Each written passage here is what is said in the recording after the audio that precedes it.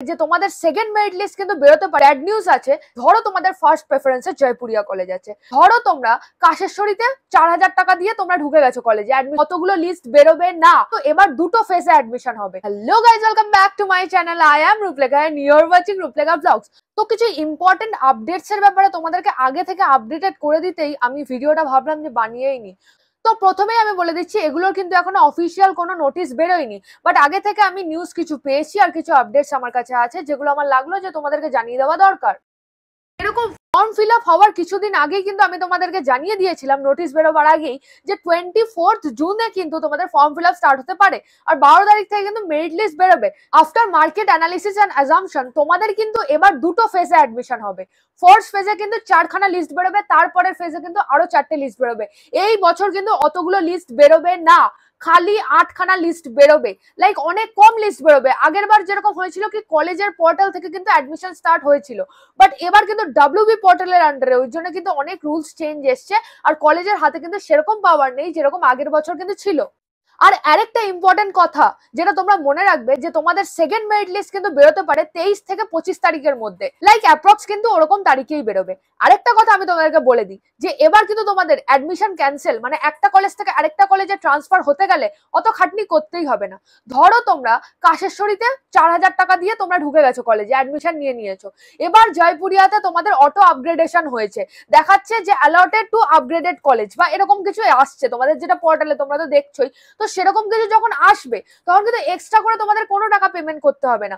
ওই যে কাশেশ্বরীর যে 4000 টাকা ছিল, ওখানে জয়পুরিয়ার কাছে ডাইরেক্ট 3500 টাকা ফিস বা যত ফিস হবে ওই ফিসটা চলে যাবে, আর রেসিডুয়াল যে অ্যামাউন্টটা থাকবে সেটা কিন্তু ব্যাংক অ্যাকাউন্টে পেয়ে যাবে।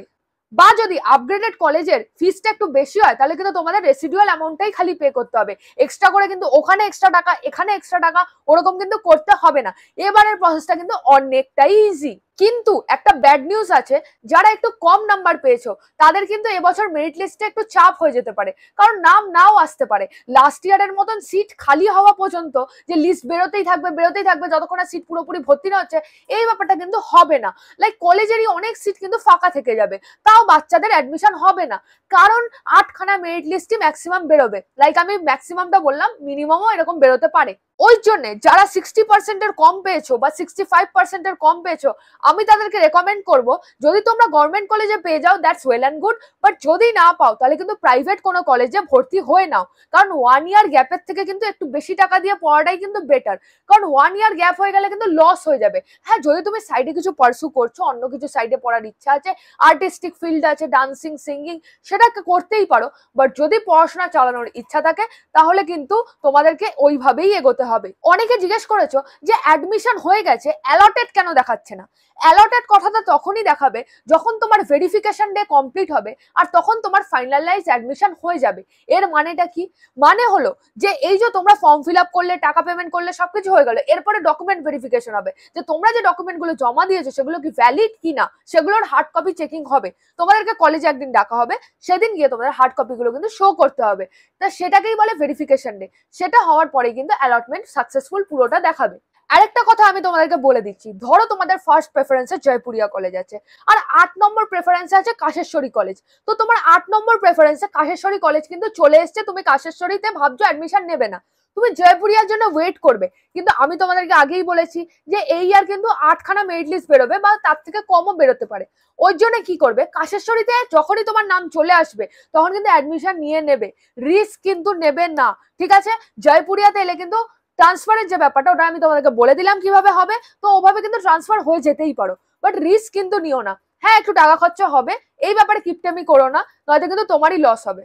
মোদ্দা কথা, ফার্স্ট মেরিট লিস্টে যেই কলেজের নাম এসছে সেখানে কিন্তু ঢুকে যাও, লেট করো না।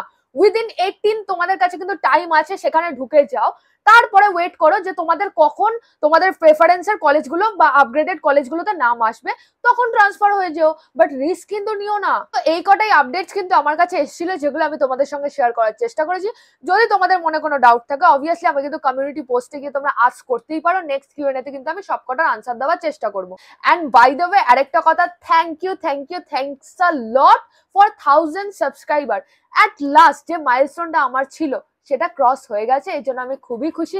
এরকমই তোমরা সাপোর্ট করতে থাকো, সাবস্ক্রাইব করতে থাকো, ভিডিওটা পছন্দ লাইক করবে, শেয়ার করবে, আর কমেন্টসে তোমাদের ডাউটস গুলো আস্ক করতে পারো। তবে তোমরা আমাকে ইনস্টাতে ফলো করতে পারো, এটা আমার ইনস্টাগ্রাম আইডি, যেটা হলো রূপলেখা সাহা অফিসিয়াল। তো বাই গাইস, দেখা হচ্ছে নতুন একটা ভিডিওতে। By the way, meet you in Jaipuria college.